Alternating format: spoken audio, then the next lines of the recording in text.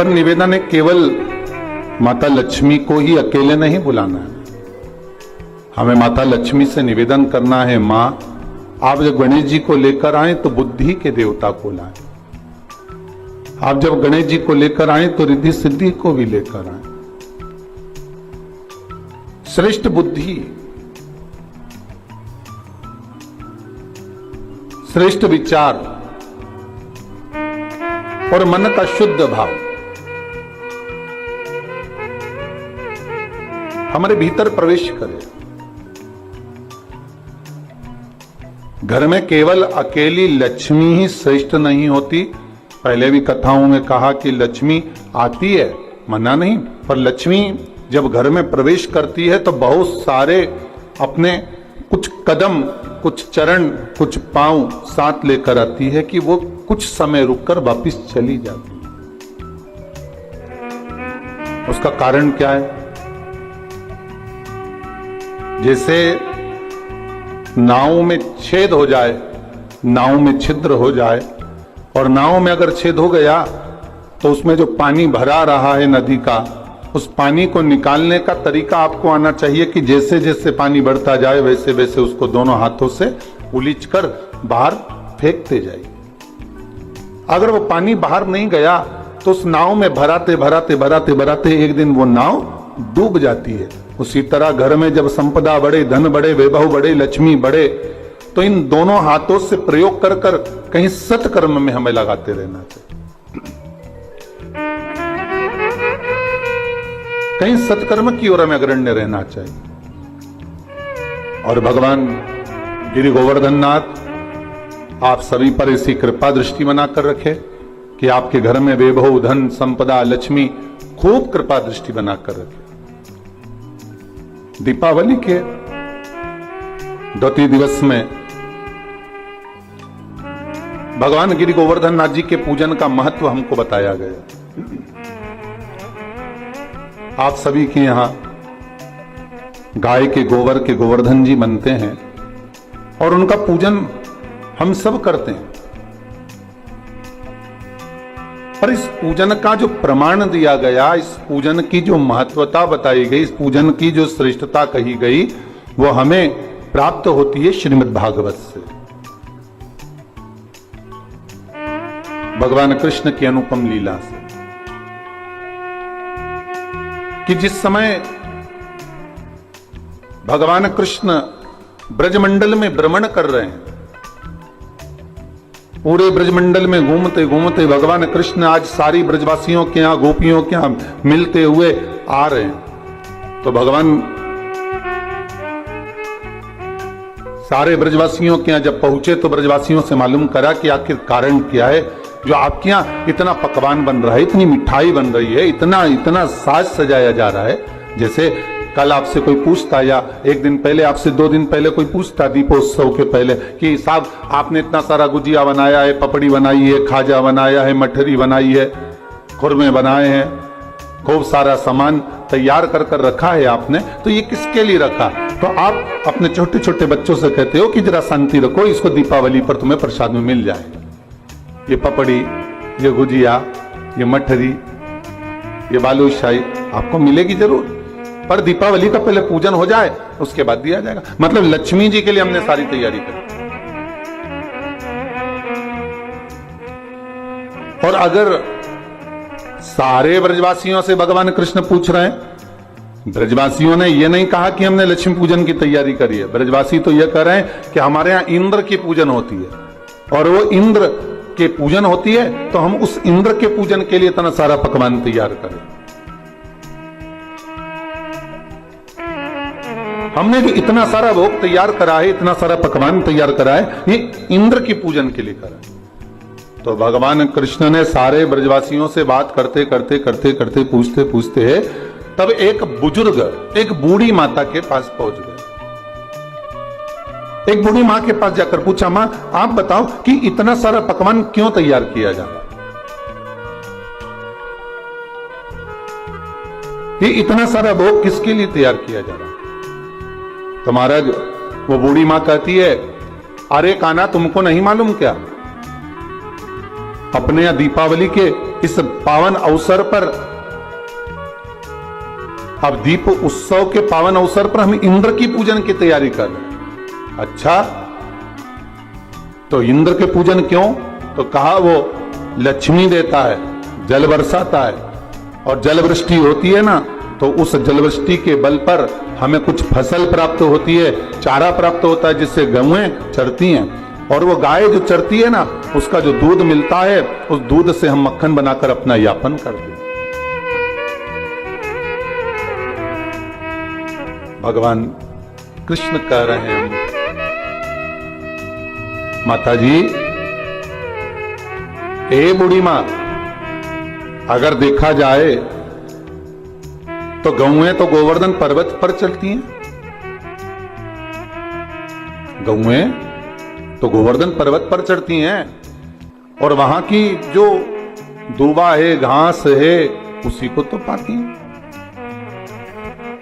अरे मां, अगर मान लो गिरी गोवर्धन नाथ नहीं होते, गोवर्धन बाबा नहीं होते, तो तुम्हारी गौओं को भाग कहां से मिलता, और वो दूध कहां से देती, वो मक्खन कहां से देती?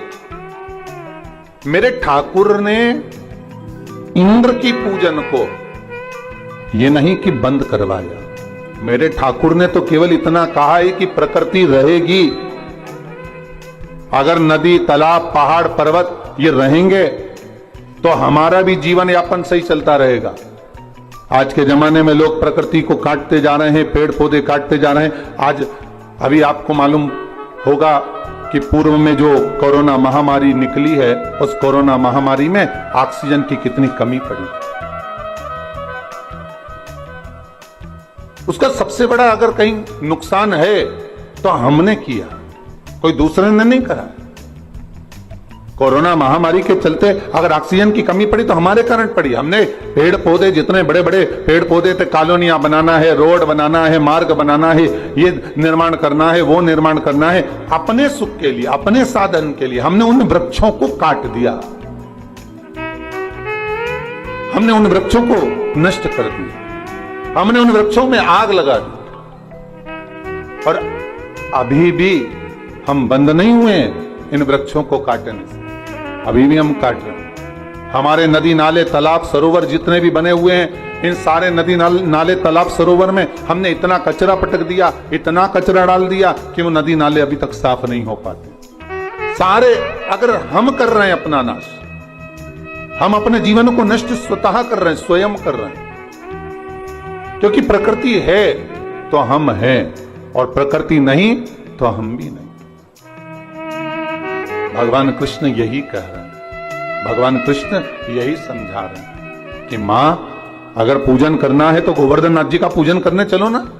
इस गिरिराज पर्वत का, इस गोवर्धन नाथ जी का अपन आनंद से पूजन करें। माता, एक बूढ़ी मां को समझाया, तब यशोदा जी के पास गए और यशोदा मैया के गले में बैया डालकर मेरे ठाकुर जी कह रहे हैं, मां अब आप क्या कर रही हो? मां कहती है, इंद्र के पूजन की तैयारी। मां, इंद्र का पूजन नहीं, गोवर्धन नाथ जी का कर,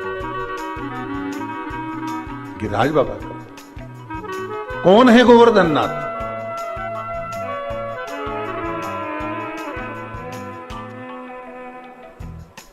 पुलस्त ऋषि के मन भाए, जोर विनय कर तुमको लाए। ये कौन है गोवर्धन नाथ? महाराज, जिस समय पर श्री राम जी महाराज सुंदर सेतु का निर्माण कर रहे हैं, नल नील पत्थर को राम नाम लिखकर छोड़ रहे हैं, और जो सेतु बनाया जा रहा है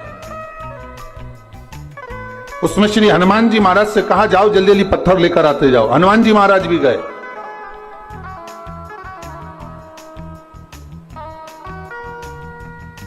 महाराज और हनुमान जी महाराज गए और गिरी गोवर्धन नाथ जी को उठाकर लिया है। अब पर्वत को लाते लाते लाते लाते उन्होंने कहा, इतना विशाल पर्वत है, एक ही जगह पर रख दूंगा तो बस वहीं से मार्ग बन जाएगा। पर लाते लाते इतने में सूचना मिल गई कि अब तो इस सेतु का निर्माण हो चुका है, अब सेतु का निर्माण हो गया, अब नहीं लाइए, आप उसको रख दीजिए। जहां से लेकर आ रहे हो वहीं पर रख दीजिए, जहां पर हो वहीं रख दो। श्री गोवर्धन नाथ जी को सारे बंदर जितने भी बानर थे, सारे के सारे जो पर्वत ला रहे थे, हनुमान जी ने जैसे ही गोवर्धन नाथ जी को नीचे रखा, सारे बानरों ने उनके ऊपर शिलाओं को रखना प्रारंभ कर दिया। प्रारंभ करा तो गोवर्धन नाथ जी की आंखों में जल भर गया और जल भरकर श्री हनुमान जी से बोले, हनुमान तुम राम काज के लिए मुझे लेकर जा रहे थे, पर तुमने मुझे बीच मार्ग में रख दिया है। अगर मुझे भगवान नहीं मिले तो हे हनुमान, मैं तुम्हें श्राप दे दूंगा कि तुम्हारी भी सेवा करने वाला बीच मार्ग में रह जाएगा। हनुमान, जिसको मिलाने के लिए लेकर आए हो, कम से कम एक बार उसका दर्शन तो करा देते, एक बार उससे मिला तो देते। हनुमान जी की आंखों में जल भर गया। हनुमान जी महाराज ने राम जी से जाकर कहा, नाथ वो गोवर्धन पर्वत तो मुझे श्राप दे रहा है, गोवर्धन नाथ जी की वो कंदरें मुझे श्राप दे रही हैं। बाबा राघव जी, हे प्रभु जी, आप बताओ मैं क्या करूं। भगवान राम जी ने कहा, गोवर्धन पर्वत से जाकर कहो तुम चिंता मत करो, अभी त्रेता के अंतर्गत तुम्हें लेकर आ रहे थे, तुम विश्राम करो इसी जतिपुरा में, ब्रजमंडल में। जब भगवान राम का अगला अवतार होगा कृष्ण अवतार, तब स्वयं भगवान कृष्ण, आप जो प्रतीक्षा कर रहे हो, जो बाट जो रहे हो, जो इंतजार कर रहे हो, भगवान स्वयं राम कृष्ण का अवतार लेकर आएंगे और भगवान कृष्ण बनकर आकर आपकी पूजन करेंगे।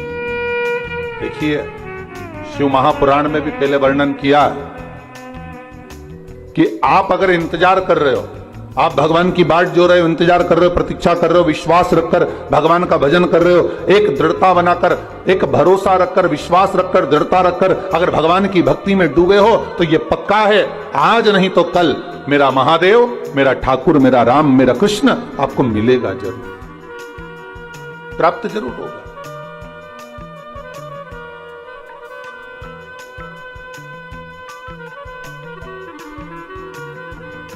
वो मिलेगा जरूर महाराज। उसकी प्राप्ति का केंद्र बिंदु है हमारा विश्वास। अगर विश्वास पक्का है, भरोसा यदि दृढ़ है, तो परमात्मा क्यों ना आएगा। हनुमान जी जाओ, गोवर्धन नाथ जी से कहकर आओ, आप इंतजार करना, बाट जोना, प्रतीक्षा करना, राम अगला अवतार लेकर द्वापर में, कृष्ण अवतार में अवश्य आएंगे। और आएंगे तो आएंगे, दर्शन तो मिलेगा ही, साथ में बड़ी कृपा होगी, हम आपकी पूजन भी कर देंगे, स्वयं पूजन करेंगे, बड़ी करुणा होगी। जाओ जरा बोलो, ठीक है। हनुमान जी पहुंचे गिरिराज बाबा के चरणों में। गोवर्धन, श्री गोवर्धन नाथ, अये गोवर्धन नाथ। गोवर्धन जी बोले, आइए हनुमान जी, कैसे आना हुआ। हनुमान जी कहते हैं, मैंने पूछ कर आया हूं श्री राघव जी से, श्री राम जी महाराज से आज्ञा लेकर आया हूं, केवल आपको दर्शन नहीं देंगे, मेरे राम जी जब कृष्ण अवतार लेकर आएंगे तब आपकी स्वयं पूजन भी करेंगे। शास्त्र कहता है, विश्वास रखने वाला, प्रतीक्षा रखने वाला, दृढ़ता रखने वाले के लिए भगवान केवल खाली हाथ नहीं आते, कुछ ना कुछ देकर ही जाते, कुछ ना कुछ प्रदान करके ही जाते। और मेरे ठाकुर जी ने वही करा। आज मैया यशोदा से मेरे भगवान कह रहे हैं, मैया गोवर्धन नाथ जी का पूजन करो। कौन गोवर्धन? अरे जिस पर्वत पर गौएं चरती हैं, जिसका दूध हम प्राप्त करते हैं गौओं का, और उससे माखन बनाकर अपना यापन करते हैं, मां उस गोवर्धन नाथ जी का पूजन करो। कान्हा, लाला, तुझे मालूम है इंद्र की अगर पूजन नहीं करेंगे तो वो कितना क्रोध करेगा। भगवान कहते हैं, मैया अगर देवता क्रोध करे तो वो देवता ही नहीं हो सकता, क्योंकि क्रोध तो असुरों में भरा होता है, राक्षसों में भरा होता है। जिसको क्रोध आए वो देवता नहीं हो सकता। अगर संसार के मनुष्य में एक पल के लिए, एक क्षण के लिए अगर गुस्सा आता है तो समझ लेना उसमें थोड़ी देर के लिए राक्षस भरा जाता है। असुर भरा गया। एक क्षण के लिए उसकी असुर प्रवृत्ति हो गई। मानव के शरीर में 3 चीजें राक्षसी हैं। पहले नख, दूसरे दांत और तीसरा मनुष्य के भीतर का क्रोध। मानव के शरीर में ये 3 चीज राक्षसी हैं। एक नख, उसका काम है केवल नोचना। दूसरा है दांत, उसका काम है केवल काटना। और एक है क्रोध, जिसके माध्यम से अपशब्द कहना, ताने देना या किसी के लिए कुछ बोल देना, उसके लिए निंदा, उसके लिए अपशब्दों का कुछ पिटारा धर देना।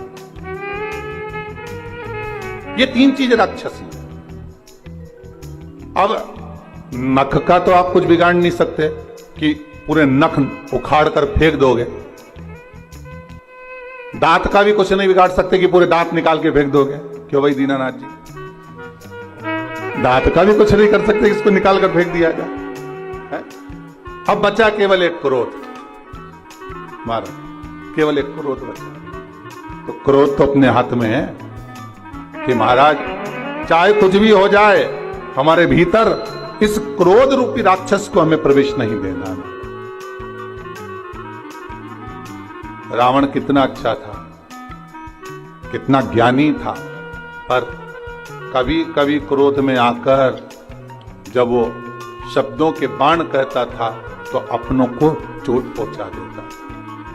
कंस भी था, हिरण्यकशिपु भी था, हिरण्याक्ष भी था। महाराज, क्रोध भी राक्षस प्रवृत्ति का एक प्रतीक है। उस क्रोध पर संयम। मां, आप कह रही हो कि इंद्र देवता को क्रोध आ जाएगा, तो क्या इंद्र अगर देवता है तो क्रोध आना चाहिए? इंद्र अगर देव हैं तो उनको क्रोध रहना चाहिए? हम जिन देवताओं की पूजन करते हैं, हम जिन देवताओं को मनाते हैं, हम जिन देवताओं को अगरबत्ती लगाते हैं, धूप बत्ती लगाते हैं, दिया लगाते, नारियल फोड़ते, प्रसाद चढ़ाते, माला चढ़ाते, फूल चढ़ाते, अगरबत्ती लगाते, जिनके आगे हम धोख लगाते, प्रणाम करते, अगर उन देवताओं को हमारे पूजन ना करने पर क्रोध आए तो समझ लेना कि वो देवता नहीं है। देवता को क्रोध नहीं आता। क्रोध आता है असुर प्रवृत्ति को, राक्षस प्रवृत्ति। महाराज, मां, चलो गोवर्धननाथ जी का पूजन करने के। देखिए,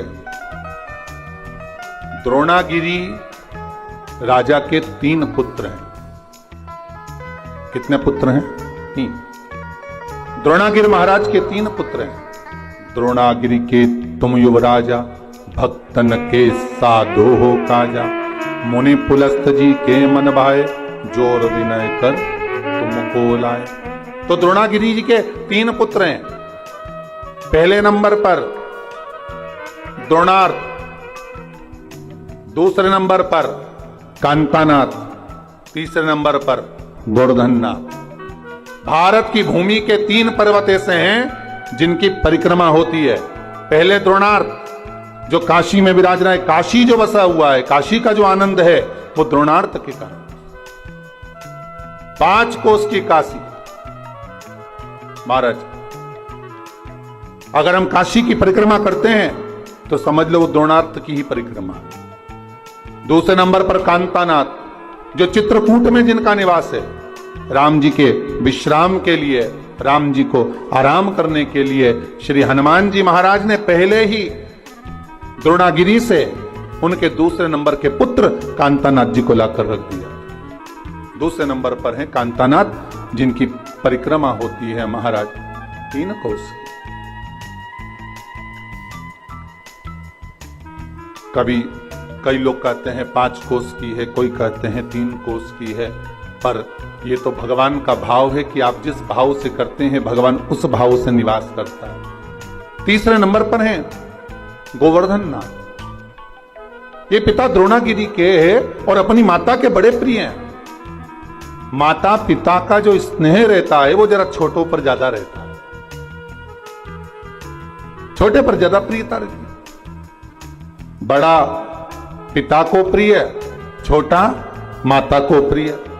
अब बचा है बीच का मंझला, जो बीच का रह गया मंझला, तो कहे ये किसका प्रिय? तो शिव महापुराण कथा कहती है ये भोलेनाथ जी का प्रिय है, ये ठाकुर जी का प्रिय है, राम और कृष्ण का प्रिय। अब द्रोणागिरी ने कहा ये मेरे गोवर्धन नाथ को नहीं दे सकता, पर बहुत प्रयास किया, बहुत निवेदन करा। पुलस्त बाबा माने नहीं, मुझे तप करना है, मुझे साधना करना है, मुझे तप के लिए चाहिए, मैं साधना करूंगा, मैं तप करूंगा, आप मुझे दो गोवर्धन नाथ, ले चलो। गोवर्धन नाथ जी से कहा आप हमारे साथ चलिए। गोवर्धन नाथ जी ने पुलस्त बाबा से कहा अगर मेरे पिताजी आज्ञा देंगे, मेरी माता मुझे आज्ञा देगी तो मैं अवश्य चलूंगा, पर ऐसे नहीं जा सकता, मैं बिना माता पिता को बोले नहीं जा सकता। ठीक है, जाकर निवेदन करा पुलस्त ऋषि ने, द्रोणागिरी आपके छोटे पुत्र को चाहिए। भगवान कह ले जाओ। क्यों चाहिए? मेरे 2 पुत्र जा चुके हैं, एक पुत्र को तो मेरे पास में रहने दो, हमें तप करना। ठीक है, मां ने खूब मना करा, द्रोणागिरी भी चाहते थे कि नहीं भेजूं, पर माने नहीं। द्रोणागिरी से लेकर गोवर्धन नाथ जी को उठाया गोदी में, पुलस्त ऋषि लेकर चलने लगे। गोवर्धन नाथ जी की आंख में जल भर गए। गिरिराज बाबा ने कहा सुनो पुलस्त बाबा, जिस स्थान पर आप मुझे रख दोगे वहां से फिर उठने वाला नहीं हूं, ध्यान रखना, नीचे रखने से पहले विचार कर लेना आप मुझे। ठीक है। पुलस्त ऋषि ने मन में सोचा इतना छोटा सा रखा है, मेरी गोदी में बैठकर चल रहा है और मुझको कह रहा है कि जहां रख दोगे उठूंगा नहीं। जब अभी उठा सकता हूं तो बाद में क्यों ना उठा सकता हूं। चले, पुलस्त ऋषि लेकर चले। बीच मार्ग में पुलस्त बाबा जब जतिपुरा में पहुंचे, ब्रज के रज में जब पहुंचे, ब्रजमंडल में जब पहुंचे, पुलस्त बाबा थक चुके थे, इसलिए जल का पान करने के लिए गोवर्धन नाथ जी को नीचे रखा। जैसे ही गोवर्धन नाथ जी को नीचे रखा, पुलस्त बाबा वापस उठाने लगे, उठा नहीं, गोवर्धन नाथ जी उठते नहीं। पुलस्त बाबा को क्रोध आ गया, हाथ में जल लेकर कहा सुनो गोवर्धन, तुम जिद्दी हो, उठते नहीं हो मुझसे, इसलिए मैं तुम्हें श्राप देता हूं कि तुम तिल तिल घटोगे। गोवर्धन नाथ जी का विशाल पर्वत था, सा विशाल पर्वत। महाराज तिल तिल तिल तिल बाबा घटते गए। और सबसे प्रसन्नता का बात, सबसे प्रसन्नता का आनंद तो यह है, कांतानाथ जी भी आज भी पृथ्वी पर विराज रहे हैं, द्रोणार्थ आज भी पृथ्वी पर विराज रहे हैं, और गोवर्धन नाथ जी भी आज भी पृथ्वी पर विराज रहे हैं। तो मैया यशोदा से भगवान कृष्ण कह रहे हैं, मैया चलना गोवर्धन नाथ जी का पूजन करने चले। मां चलो।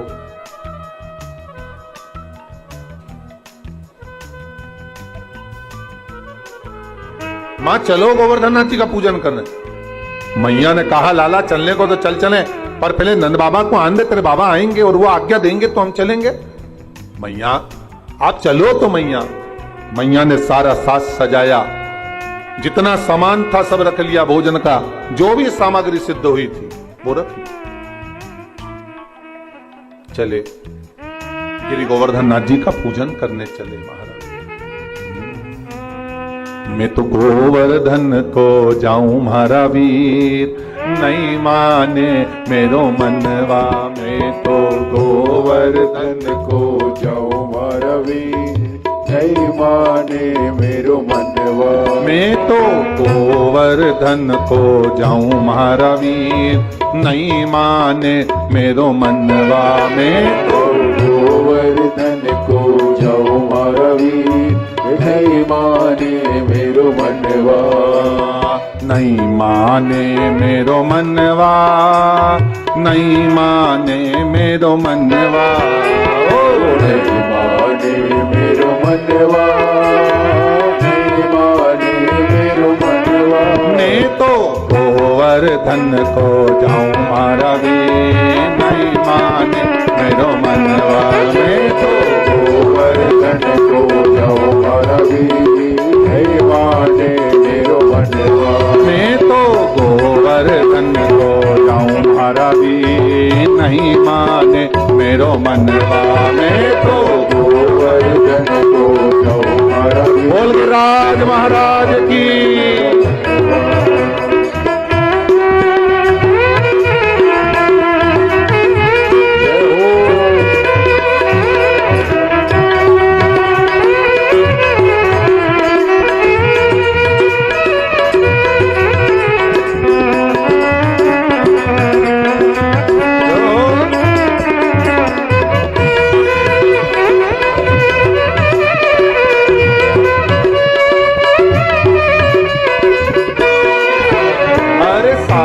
कोस की करूं परिक्रमा, 7 कोस की करूं परिक्रमा, ओ 7 कोस की करूं परिक्रमा, 7 कोस की करूं परिक्रमा। मैं तो मानसी गंगा नहाऊं मारा भी नहीं माने मेरो मनवा, मैं तो मानसी गंगा नहाऊं मारा भी नहीं माने मेरो मनवा, मैं तो गोवर्धन को जाऊं मारा भी नहीं माने मेरो मनवा।